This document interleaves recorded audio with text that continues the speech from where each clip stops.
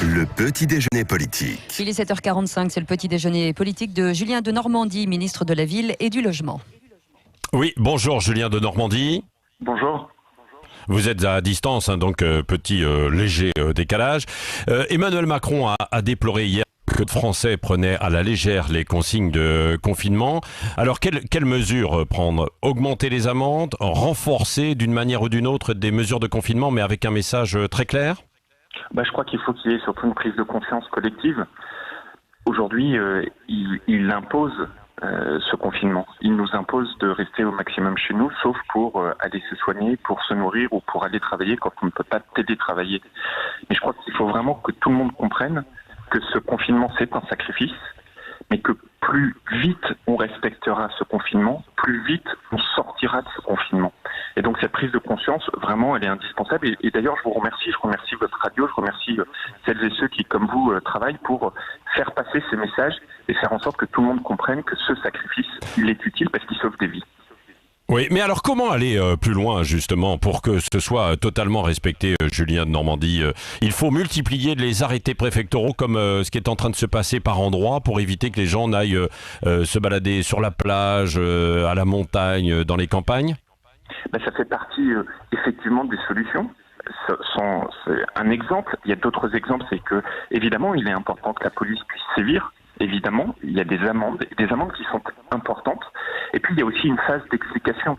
On le voit, vous l'avez dit d'ailleurs tout à l'heure, les personnes se disent « je peux sortir faire du sport ». Mais qu'est-ce que ça veut dire? Est-ce que je peux aller courir 20 km ou est-ce qu'il s'agit d'aller courir autour de chez moi pour me dégourdir les jambes? Évidemment que c'est en fait courir autour de chez soi pour se dégourdir les jambes. Et tout ça, on ne le fait pas de gaieté de cœur. C'est un énorme sacrifice, encore une fois, pour tous les Français. Mais c'est important que chacun réalise que si on veut sauver la vie des gens qu'on aime, il faut ce sacrifice de rester confiné le plus possible.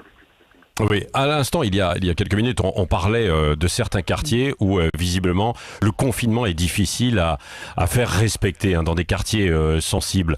Là aussi, évidemment, ça vaut pour ces zones de non-droit. Comment faire aussi dans ces conditions? Parce qu'il y a des endroits où la police ne peut pas rentrer. Non, c'est pas des. Oui, il y a des zones où c'est difficile. J'ai eu plusieurs maires de ces villes hier au téléphone, et effectivement, il y a une inquiétude parce qu'il y a certains endroits où il est compliqué de mettre en œuvre ce confinement, peut-être plus que dans d'autres endroits. Mais beaucoup d'eux me disaient, vous savez, ce manque de respect du confinement, on les voit à la fois dans des quartiers populaires des Yvelines, mais aussi en plein centre de Versailles, qui est aussi dans les Yvelines. Et je crois que c'est vrai. Bon. Face à ça, qu'est-ce qu'il faut faire? Il faut absolument en appeler au civisme des gens, d'abord. Deuxièmement, il faut dire que la police, elle prendra les sanctions, évidemment. Et troisièmement, il faut accompagner. Vous savez, dans ces quartiers, par exemple, il y a des personnes qui font des boulots au-delà des policiers, des boulots très importants, qui sont des médiateurs, qui sont les associations avec qui on travaille pour accompagner. Mais vous avez raison, c'est parfois difficile de faire respecter le confinement dans tous les territoires. Et notre rôle, c'est de dire, ne prenons pas ça à la légère, c'est en appeler à la conscience collective, parce que c'est comme ça qu'on sauve des vies. Oui, alors est-ce qu'il ne faut pas aller encore plus loin aussi et instaurer un couvre-feu à partir de certaines heures, de 18h, de 20h le soir par exemple? Objectivement, je ne sais pas, et puis je laisserai surtout le président de la République en décider sur l'avis des médecins. Oui, mais forcément, vous en débattez, vous en discutez, Julien de Normandie, au sein du gouvernement, et vous-même, vous êtes un proche d'Emmanuel Macron. Est-ce que cette hypothèse est sur la table? Vous savez, aujourd'hui, c'est les médecins qui nous disent à quel moment il faut encore durcir les décisions, parce que les décisions qu'ils ont prises, que nous prenons, ne sont pas suffisantes pour sauver des vies. Si les médecins disent il faut aller vers des mesures encore plus radicales, je crois que tout le gouvernement, le président de la République, le Premier ministre, sauront les écouter. Mais on va aller par étapes et puis ça dépendra de la vie. Julien Normandie, ce ne sont pas les médecins... Ces étapes, elles peuvent être rapides. C'est ça qui est aussi très important parce que la situation est très évolutive. Mais encore une fois, vous savez, on a pris des mesures qui sont incroyablement radicales. Donc s'il faut prendre des mesures encore plus radicales, on est un gouvernement dont la main ne tremblera pas pour faire cela. Mais donc le couvre-feu n'est pas quelque chose que vous excluez, bien sûr. On n'exclut rien dans aucun domaine si tout cela permet de sauver la vie des gens. Mais vous vous rendez compte de la gravité de votre question, c'est-à-dire qu'en fait, on serait amené à faire de telles mesures parce qu'en réalité, la mesure qu'on prend n'est pas respectée. C'est ça qui en fait interroge. Donc moi, je le redis, il y a une seule image, parce que souvent les images parlent mieux que les mots, c'est ces médecins qui, depuis plusieurs jours sur les réseaux sociaux, nous disent si vous voulez nous aider, restez chez vous. Sauf si c'est pour aller se soigner, se nourrir ou aller travailler parce que vous pouvez pas. Oui, mais vous savez bien que tout le monde n'est pas discipliné et donc évidemment on ne prendra peut-être pas des mesures autoritaires comme ça a été fait en Chine, mais la Chine y est parvenue parce que ça a été extrêmement radical. Julien, vous avez vu le nombre d'amendes qui ont été prises. C'est assez incroyable. Alors, encore une fois, moi j'en appelle aussi, vous savez, il y a toujours dans ces moments-là une phase d'adaptation. Et c'est bien normal. Mais cette phase d'adaptation, elle devait être très rapide. Et donc maintenant, on est sorti de cette phase d'adaptation. Et il faut que ce soit respecté, évidemment. Oui, c'est vrai. Donc, est-ce que, à propos d'amendes, les policiers municipaux pourraient verbaliser également de la même manière ? C'est toujours des sujets qui peuvent être discutés, mais qui sont parfois compliqués parce que vous avez des structures qui aujourd'hui sont définies et je pense que c'est pas dans les moments de crise que vous réinventez les structures ou les partages de pouvoir. Mais en tout état de cause, que vous soyez police nationale, que vous soyez policiers municipaux, ce qui est sûr, c'est que tout le monde participe pour faire respecter ces confinements. On le voit dans ces images, par exemple, sur un certain nombre de marchés où les gens sont agglutinés les uns sur les autres. Vous savez, encore une fois, quand le policier municipal vient vous voir en vous disant « écartez-vous », certains disent « non, mais c'est bon ». Mais le policier municipal, il fait ça pour vous sauver et pour sauver vos proches. Donc écoutez-les, vraiment écoutez-les. Oui, Julien de Normandie, Emmanuel Macron a appelé aussi à une responsabilité civique pour les secteurs essentiels. Alors on pense bien sûr à la médecine, à l'alimentation. Est-ce que le BTP, pour le logement, en fait partie également ? Des députés LR, par exemple, demandent la suspension de grands chantiers, faute de mesures d'hygiène suffisantes. Est-ce possible pour ces entreprises ou pas ? Moi, je crois que effectivement, ces secteurs, les chantiers, l'artisanat est essentiel. Et songez, depuis plusieurs jours, je suis en lien avec toutes les entreprises du bâtiment et de l'artisanat.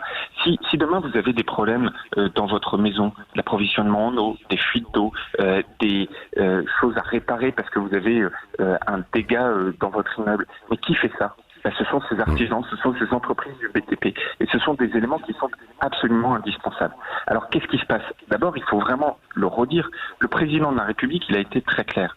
On ne sort pas de chez soi, sauf pour se soigner, se nourrir, ou aller travailler si on ne peut pas télétravailler. Bon. Et donc, il est possible d'aller travailler. L'activité économique de notre pays ne doit pas s'arrêter. C'est très important à faire comprendre parce que sinon vous avez un pays à l'arrêt, à plat et que rien ne peut se passer. Et donc l'activité qui, à la fin, vous amène la nourriture dans les supermarchés ne marche plus. Mais ce qui est sûr, à partir de quel moment, Julien de Normandie, à partir de quel moment on se dit qu'il y a des mesures d'hygiène suffisantes? Exactement. Parce que s'ils n'ont pas de masque, etc. C'est ça le point. C'est-à-dire qu'avec toutes ces entreprises, on les a eu encore à plusieurs reprises hier au téléphone. Dans quelques minutes, à 9h, on a à nouveau ces dirigeants avec la ministre du Travail et ma collègue de l'écologie en audioconférence. Ce que nous sommes en train de faire avec ces entreprises, c'est de se dire quelles sont les bonnes barrières sanitaires à mettre en œuvre quand vous êtes sur un chantier pour pouvoir justement permettre la reprise d'activité de manière sécurisée. C'est ça que nous faisons. Ouais. Oui, Julien Normandie, il y a un autre secteur qui peut être touché, ce sont les populations fragiles exposées. On pense à des migrants qui errent parfois dans les villes ou les sans-abri. Là, j'ai vu qu'il y avait l'idée de réquisitionner des logements tels que des hôtels ou des logements publics. Où en êtes-vous à ce sujet ? Exactement. On a lancé un travail avec toutes les chaînes hôtelières pour réquisitionner des chambres d'hôtel. Les premières ont déjà ouvertes. Plusieurs dizaines à Paris. Elles seront près de 200 d'ici la fin de la semaine à Paris. Mais on est en train d'en ouvrir partout sur le territoire. Je prends un exemple, un travail que nous avons fait avec l'hôtel Kellerman, où nous avons réquisitionné l'hôtel Kellerman à Paris, 170 chambres. Ou un second exemple, c'est le travail que nous faisons avec le groupe Accor, 600 chambres d'hôtel. Et hier, dans le cadre de ce travail, nous avons réuni l'ensemble des groupes hôteliers, des fédérations des groupes hôteliers qui nous font remonter au jour le jour l'ensemble des disponibilités. Pourquoi c'est important ? Pourquoi j'ai voulu la réquisition de ces chambres d'hôtel ? Parce qu'évidemment, quand vous êtes un sans domicile fixe, il vous faut avoir cette protection de l'État. Songez que hier soir, c'est 157 000 personnes que les dispositifs d'hébergement d'urgence que je gère ont fait dormir dans notre pays. pas un, pas deux, 157 000 personnes. Mais il reste des personnes à la rue, malheureusement. Et pour eux, il faut ouvrir des chambres d'hôtel ou des chambres individuelles aussi pour éviter les risques sanitaires, bien évidemment. Je privilégie les endroits isolés que les endroits collectifs, bien évidemment. Et donc, on ouvre avec beaucoup de détermination le plus possible de ces chambres ou de ces centres. Oui. Est-ce qu'on a déjà une idée du nombre de sans-abri qui pourraient être atteints par le coronavirus ? Au moment où je vous parle, c'est probablement quelques dizaines. Mais quand je dis quelques dizaines, c'est quelques dizaines parmi l'ensemble des personnes que mon ministère héberge tous les soirs, c'est-à-dire parmi les 157 000 personnes que j'évoquais tout à l'heure. C'est-à-dire que pour l'instant, le Covid-19 n'a pas encore énormément sévi dans ces centres d'hébergement d'urgence. Mais ma responsabilité, c'est de m'y préparer. Parce qu'un jour ou l'autre, évidemment que cela arrivera. Et donc, pour vous donner un exemple aussi très concret, on ouvre à partir de ce soir des centres dédiés où des personnes, des SDF, des sans domicile fixe, atteints par le Covid-19, mais ne nécessitant pas d'être hospitalisés, mais donc de rester chez eux, ce qui est impossible puisqu'ils n'ont pas de chez eux, puissent se reposer. Et donc on ouvre des centres dédiés pour les sans domicile fixe, les personnes les plus précaires atteintes du Covid-19 ne nécessitant pas d'être hospitalisés. Oui, mais alors ils ne seront pas totalement regroupés, ils seront individuellement dans les chambres aussi pour ne pas qu'il y ait de propagation du virus, quoi. Là, ce seront des centres où il n'y aura malheureusement que des personnes atteintes du Covid-19. Donc vous n'avez pas évidemment le risque de propagation puisqu'ils sont déjà tous atteints du Covid-19.